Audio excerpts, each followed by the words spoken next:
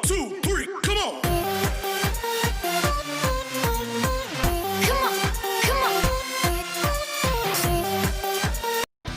Welcome sa aking channel Life Task. Ang nga pala si Matthew. Ang ngayon tuturuan ko kung paano mag-download ng Asia server sa AOB.apk. Ngayon ay punta tayo sa ating message pack at nandiyan ating thumbnail text na paano mag-download ng AOB APK ng Asia server ang gamit.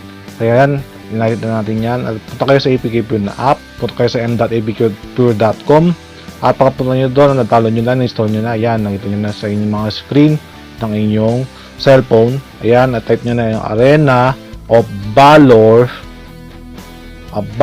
tapos i-type nyo yung Asia server space APK.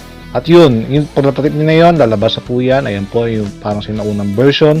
Tapos i-open nyo po yan. Pag-open nyo po, ay i-open nyo po yan. At sa akin po, ay naka-install na po yan, bale.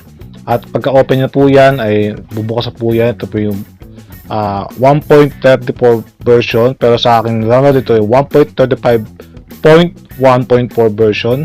So ayan, nag-load na po siya. At pagka-load niya, ayan, may mga bagong hero, kung meron kayong mabibiling hero, kung meron po kayong voucher gamit ng GCash. So ayan, mabibili niyo kayong mga paborito nyong hero.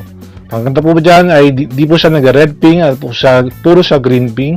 Pero yan, dahil ang aking wifi ay mabagal, so pag-presensyahan na po yan, guys. So yan, ayan yung mga schedule ng mga laban.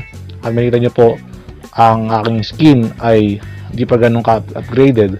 Dahil yung skin na yun ay online o Sword Art Online ang pinaka-upgraded na skin na yung araw na ito, o hapon na ito.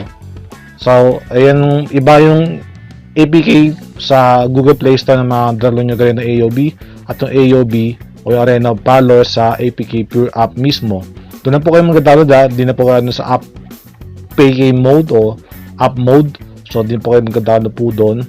So yung pinakatitaw na app application. So doon po kayo sa APK Pure na app mag-download.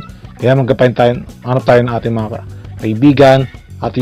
At yun din na po tayo nagtatapos. At maraming salamat sa inyong suporta sa panonood sa aking channel na Life Task. At huwag nyo kakalimutan mag-subscribe sa aking channel na Life Task. At huwag nyo kakalimutan i-like and share ito sa inyong mga kaibigan. At huwag nyo kakalimutan mag-comment sa baba ng inyong YouTube page. At ako nga pala si Matthew at nagsasabi na sa bawat negatibo ay merong positibo.